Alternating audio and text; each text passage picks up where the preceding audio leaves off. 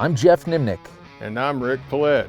And we're the hosts of The Last Stand. Coyote hunting is my passion. And coyote calls are my livelihood. And together we aim to bring you the best predator hunting tips, tricks, and tactics, right down to The Last Stand. The Last Stand, presented by Lucky Duck Predator Calls. We are the masters of deception. Swagger Bipods. Shoot with confidence, shoot with swagger. OnX Hunt. Know where you stand. Hornady. Accurate, deadly, dependable. So we're back in Kansas. My annual trip out here, it seems like every year about middle of November. I make the trip. It's about a 7-hour drive for me from western Nebraska. I've been doing it now for probably 5 or 6 years. I love coming out to this north central part of Kansas. It's a little different style of hunting than I'm used to. We usually end up making the same stands, you know, as long as the wind's in the same general direction. Every time I'm here, we make the same stands I've made last year, the year before, and it's always fun walking into these stands, and it brings back memories of years past and different coyote experiences or bobcat experiences we've had. Well, we're grinding them out. We're going into our fourth stand of the morning. As Rick likes to say, his dauber's a little down right now. He had some primo stands picked out, but for whatever reason, the coyotes weren't in there. They weren't wanting to come to the call, so this is a great little stand in here. Last year, we almost shotgunned a double. We ended up killing a double in this stand, so we've kind of been on some more wide open stands. We're gonna get right down in the thick stuff. The wind's blowing a little bit, not bad, but it is kind of cold, real humid. Maybe those coyotes just aren't wanting to move a whole lot right now, so we're gonna mix it up. We're gonna get in the thick stuff.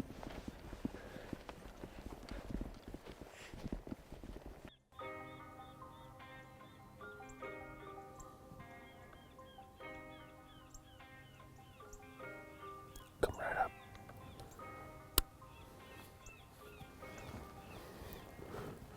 You got him, Sean. He's coming around left of this pine tree.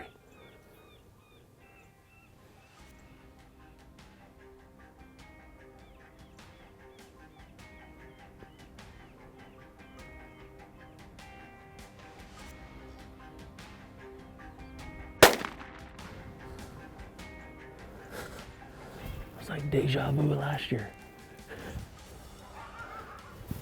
It's like almost deja vu last year. We shotgunned a coyote. Exact same thing. Rick's going right into some pup distress here. Some fighting. See if we can get some more to show up.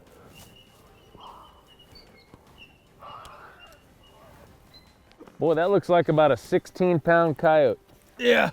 A little mangy too, I think, ain't it, or no? No, it looked, well, maybe. It was deja vu the last time. I know.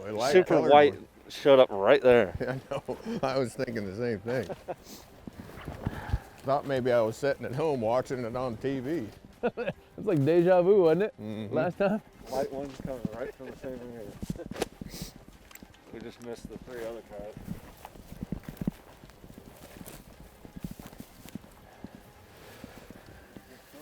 Oh yeah, look at that. Hornady, yeah. Put stripes down it like last Those Hornady BBs, man, they center punch that sucker. Nice. Flop back on that shot. A little squirt. You mean? Yeah. Did he see you guys the last minute there when he checked over? I He don't was know. looking. Right at the I was Right call. squinting and just kind of trying to peek through my eyelids not to blow it because it's been a kind of a rough morning so far. Hey, if we kill them on one out of every 3-4 stands, we'll be doing all right. Well, that's not going to touch your Arizona trip. Well, not much is going to touch Arizona, but that was a similar reminder of Arizona right there. Mm-hmm. Can't compare it. It's different. Coyote look about the same. Yeah. Yeah, that's About the same size. I thought when it showed up there was kind of an odd light colored looking thing, but Just like last year. mm-hmm. Probably one of that one's offsprings. Good job, everybody. All right.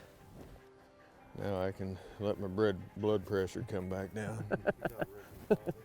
Yeah, you bet. You bet. You bet. Dobber's up. You bet.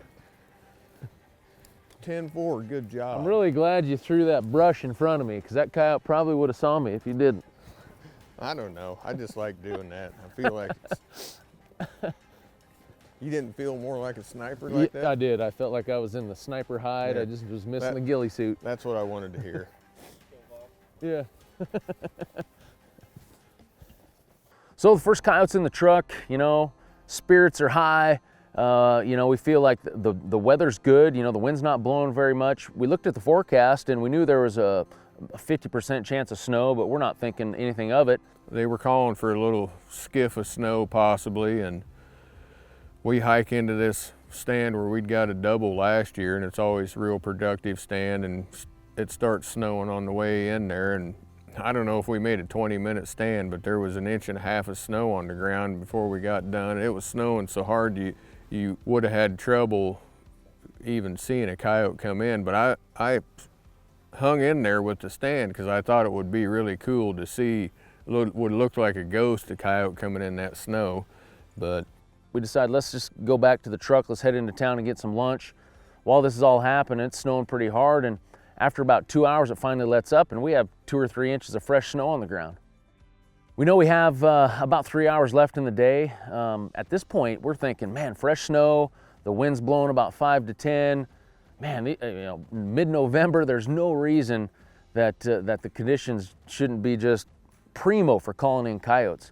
We get on the very first stand of the afternoon, and it's just not a few minutes in, and Rick spots a coyote off to the right, and there were some terraces in the field, and all Rick sees is the ears of the coyote, and it kind of disappears below the terrace. Well, it was actually working its way behind us to the downwind. Rick was able to hit the decoy, and I think the coyote could see the call, and as soon as he flashed that decoy, it was almost like the coyote turned, and whether the coyote thought it was downwind of the call at that point, we don't know, but anyway, the coyote turned and started heading back to the call, and it kind of cleared the terrace, and Dustin had a quick shotgun shot at it and was able to put some BBs in it, and Rick had to finish it off real quick. But you know, first stand of the afternoon, fresh snow, wind's good, we got a coyote. We're thinking, all right, this is it. We're gonna roll now for the rest of the day. We're chasing the sun now. It's probably gonna be our second to last stand of the day. We walked down in here, we cut probably, it could have been the same coyote, but we cut like 5 sets of coyote tracks going left and right and all over. Once we got in here, we bumped a coyote that made his way over that hill down into that draw, but I have a feeling that's not the only coyote in here, so hopes are high we can make something happen right here. We can't see real great, the grass is really high, so off to the downwind half of the stand, there's a dam on the pond, and then a side hill over there. If we get a coyote over there, 150 yards, we're gonna try to get him stopped out there and get him shot, instead of letting him get up underneath us in this tall grass.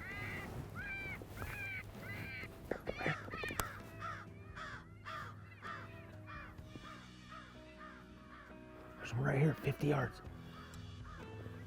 You see him, Max? I'm gonna shoot him right here. You got him? 50 yards right up front.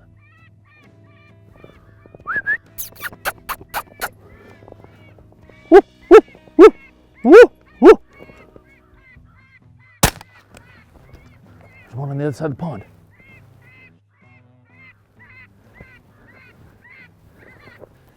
Hit the pup, hit the pup. There's one on the other side of the pond.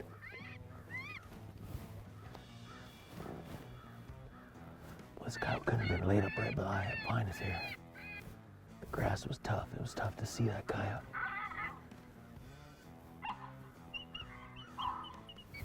There was the second coyote coming that we spotted first. As soon as I shot, he ran back down to the bottom, but a lot of times we'll mix up the pup distress here. We might be able to get him to show himself up over here. There's one coming from the left right here. Coming from the left. He's down in the cut. He's coming up the grass.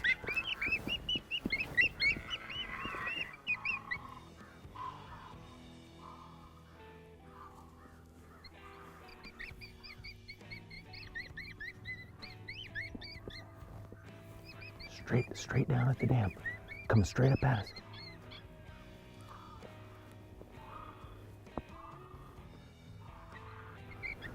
Oh, he's running away.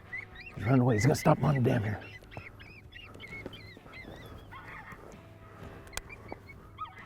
Woo! Woo, woo, woo! Woo! Nice shot. Go, keep calling. Got us a double. It's only about 4 minutes. That coyote got in below us. He was only 40, 50, 60 yards in that grass, but we just couldn't get a shot. We were patient. Crossed the dam and I shot him out there about 130.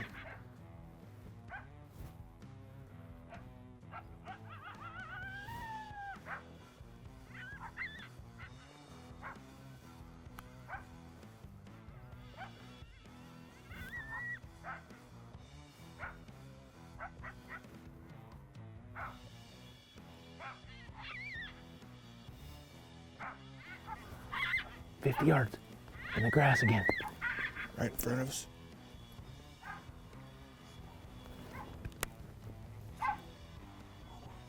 Not on him.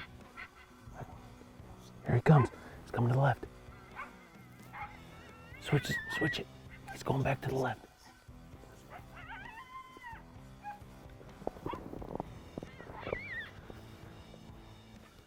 I don't see him now. There he is. I got him. Yeah, let him keep doing it. I gotta try something. All right, never mind. Go. Got us a triple. This coyote's down here 50 yards in front of us, howling at us. We're gonna keep it going. We've only been here about 6 minutes. I was a little nervous to shoot that. I was shooting through a ton of grass, but Guess I don't get to shoot. they're piling out of this bottom right in front of us, and we can't even see them till they're right below us in the grass. We just see the tops of their heads. That was a hell of a stand for you to leave your rifle in the truck. That's a fact. Patterson But, had hey, to make a phone call, so he stayed back at the truck. If that's what it takes to get a triple, I'll pack the shotgun all the time. Man, these coyotes were just right there, and were kind of, I don't know, they just were pegging us. They just had the advantage coming up this side hill with this grass. First one's dead right here. Second one's dead out on the dam. This third one's dead right out in front. I about shot him right in the mouth when he howled at us. I was just a half second behind when he went. So I'll tell you about this stand here a little bit. We've been fighting it all day, basically, but I've been bow hunting about a quarter mile from here, just north of us, and every night I hear a pile of coyotes howling down here, and basically we got in their bedroom. Yeah, And I was going to keep playing rabbit because I thought that was just a single up here. I didn't know there was another one. The very first coyote I saw come off the corner of the lake. He'd come out of the trees, and that's the first one I saw. And then out of the corner of my eye, I caught this close one right here. But that one, when I shot this one, I saw him shoot down into the trees, and it may have eventually been one of these. Yeah.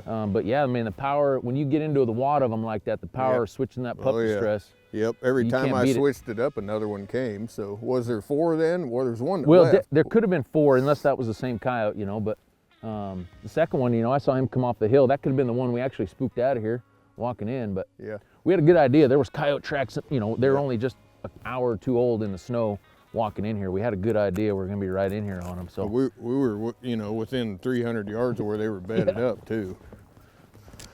So there you go. Man. We got to get these coyotes. I don't know. I'm gonna go get the truck while you guys gather them up so we can get. Where do you want us to bring them? Right here? You're gonna pull right to here, down the edge of this field? Yep, I'm gonna. So hopes are high. We end day 1 with a triple, 5 coyotes in the truck.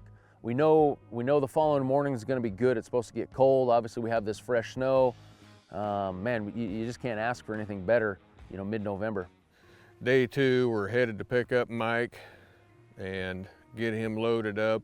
We decided to go to the same stand from a couple years ago where we'd shot a triple. We get back in there, it's along the river, and set up at pretty much exactly the same. And day 2, first stand, down here on the Republican River. Got a couple inches of fresh snow. Hopefully the coyotes and bobcats are moving. I'm gonna start out with shelter belt on this stand. Here we go.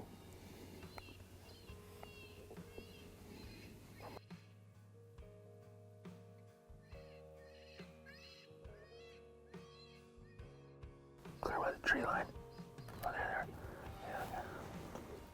That's all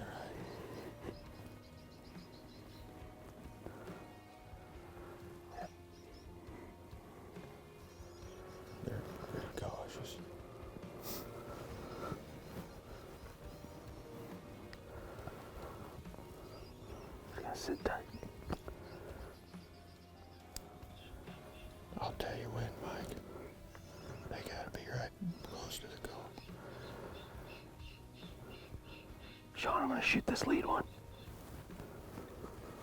Seen Geoff moving. I'm gonna shoot the back one, John.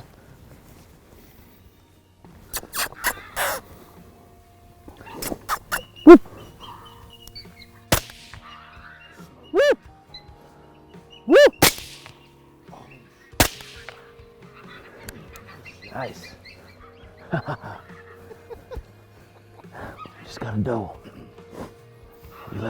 We let him get a little too close on us. Rick rolled the second one, running. Keep calm.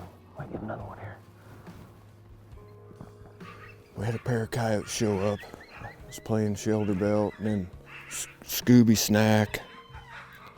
And they, even though we got this snow, we're in these corn stalks, so they're hard to see. And then they come up here a little, and then I turned on lip squeaks, and man, they come right up here, and we got Mike with the shotgun, and I was sure that lead one was going to get right to the call, and then they picked out Geoff and Max over there. Geoff probably didn't want me and Mike to shoot anyway, so right, Mike? So anyway, they didn't mess around. I mean, they got out of there, and the one stopped, and Geoff shot it, and then I got on the one running off and got it rolled up, and then Geoff finished it for me. So pretty good little cool stand. Good way to start out the second day, first spot of the morning. I got the chills or the shivers or the shakes. Hey, you know, first stand of the morning, like I always say, if you don't kill one on the first stand, you can't kill one on every stand. So this stand now, I've made it twice and we've killed 5 coyotes on it. So it's well over 100%er. Great looking stand. It's a little different this time. This time there's corn in it. Last time it was just winter wheat right here. It was a little easier to see them coming through and stuff, but just a great stand. Big open field country. There's a big thick river bottom down in there. Those coyotes cruising those edges this time of morning. That's what these coyotes are probably doing, cruising and popped out. Rick was the first one to see them. I knew they had saw something. I'd heard them talking a little bit over there, and he had switched up the sound. I didn't see him until they started looping out, but great looking stand. Let's go get the coyotes.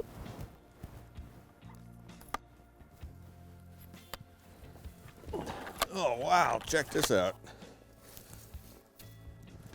White foot, wider than normal. Probably can't tell that as good as I can, but it's kind of neat, like a white sock. Cool, pretty sucker. It's not an overly big coyote, but you can see it's thick in the chest.